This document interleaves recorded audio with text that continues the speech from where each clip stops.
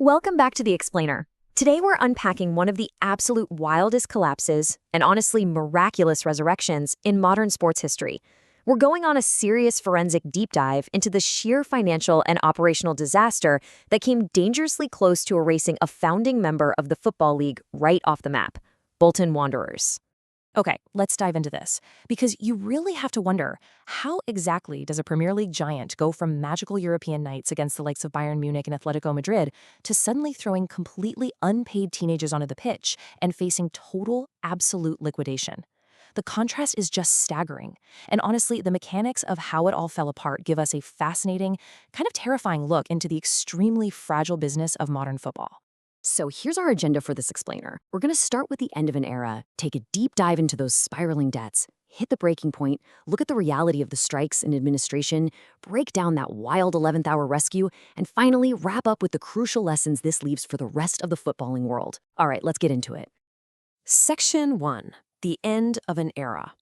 To truly grasp the depth of this disaster, we really have to remind ourselves of the incredible heights this club once reached. Now, what's really interesting about this slide is just how hard it is to even fathom the scale of this drop-off. Under Sam Allardyce, Bolton was a legitimate Premier League powerhouse, right? You had world-class talents like Jay-Jay Okocha and Nicolas Anelka putting on these magical European nights. But fast forward to the dark days of 2019, and the reality is completely unrecognizable. We're talking staff going 20 weeks without a paycheck, training grounds with literally no hot water, and a totally decimated squad throwing 16-year-old kids into consecutive 5-0 defeats. Just brutal. But, before we really get into the cold, hard numbers of this deep dive, we have to acknowledge the human cost here. As one fan on Reddit so painfully put it right at the peak of the crisis, I've loved my club for over 30 years, and it genuinely feels like I could be losing a member of the family. That hits hard, doesn't it? Because a football club isn't just a business. It's the absolute heartbeat of a local community. And for the town of Bolton, well, that heartbeat was essentially flatlining. Which brings us to Section 2, Deep Dive Spiraling Debts. How on earth did the finances get so completely out of control? Well, let's do a little financial autopsy on the club's accounts to figure it out. £163.8 million. Yeah, let that sink in for a second. By 2013, just a single year after dropping out of the Premier League, this was the mind-boggling scale of Bolton's debt. I mean, unless you're a heavily backed giant like Chelsea or Manchester United, carrying this kind of debt in the lower divisions is essentially walking around with a ticking time bomb. So what actually triggered this financial ruin? Well, it really started with that 2012 relegation. That instantly severed the club from those massively lucrative Premier League TV revenues. By 2013, Bolton hemorrhaged a record £50.7 million in just one single year. Then you compound that with some serious human errors, like burning £15 million on wages and fees for Johan Elmander, who, by the way, ultimately left on a free transfer. Ouch. But the fatal, overarching structural flaw here: a total over-reliance on a single benefactor.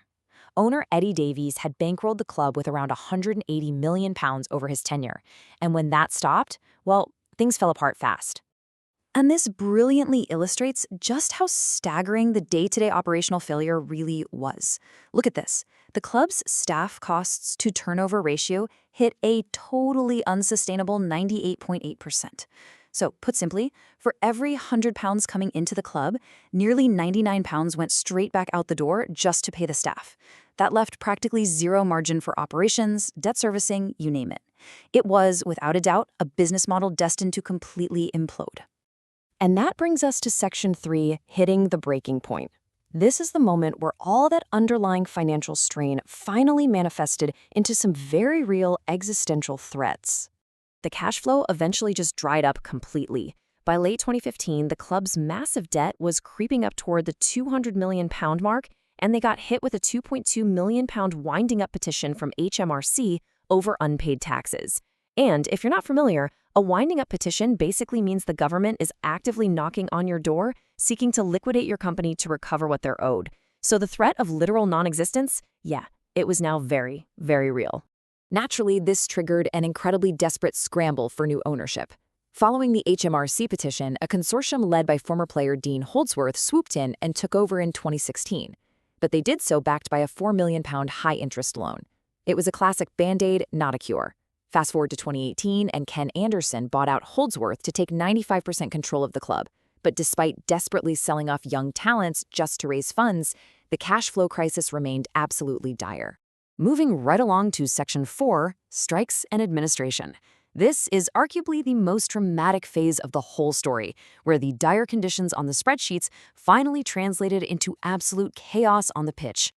Let's break down the anatomy of this completely unprecedented strike. Imagine this. Players and staff went 20 weeks without a paycheck. 20 weeks! Their insurance policies hadn't been paid, which meant if a player got injured out there, they were entirely unprotected. There wasn't even safe drinking water available at the training ground. I mean, you literally couldn't make this stuff up. Ultimately, this completely unsafe environment forced the players to down tools, flat out refusing to take the pitch for a league match against Brentford, which obviously had to be postponed. By May 2019, the inevitable happened. The club officially entered administration. And the realities of that were just brutal and incredibly swift. They were slapped with a 12-point league penalty before the season even kicked off. Senior players, who were understandably desperate at this point, demanded their contracts be terminated so they could actually go find paying work elsewhere. With the main squad utterly decimated, the youth team was forced to play against fully grown men in League One. That resulted in some really heartbreaking, heavy defeats, like a crushing 6-1 thrashing by Rotherham. On top of all that, unsecured creditors, which included HMRC and the local Bolton Council, were each left standing to lose well over £1 million. Which brings us to Section 5, the 11th hour rescue. And guys, I mean the absolute 11th hour. Just down the road, Bury FC was going through a very similar crisis and was tragically expelled from the league. And Bolton? They were just minutes away from suffering the exact same fate. Let's trace this ticking clock, because it is stressful. Administration hit in May. That crazy players' strike happened in July.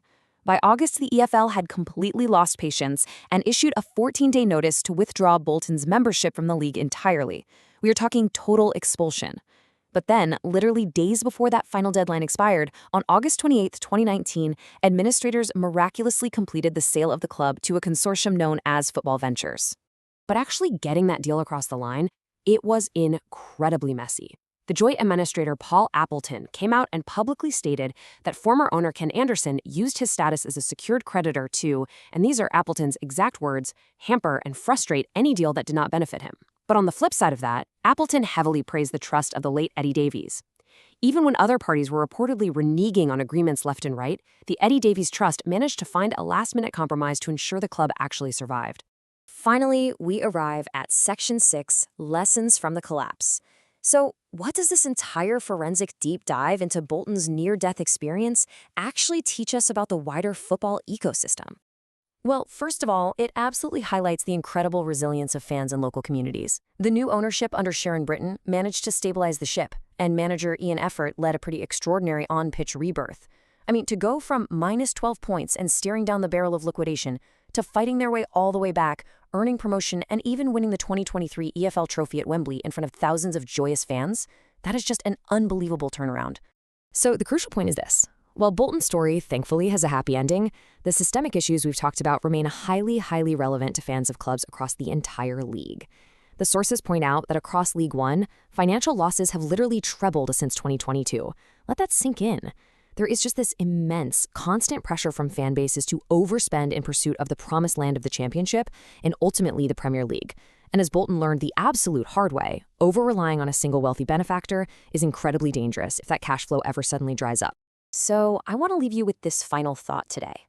With League One losses trebling across the board and clubs still gambling their entire futures on the dream of promotion, is Bolton's collapse just a dramatic relic of the past? Or is it a stark, flashing warning light for the future of football? Thanks for joining me for this explainer. Until next time, keep questioning the numbers.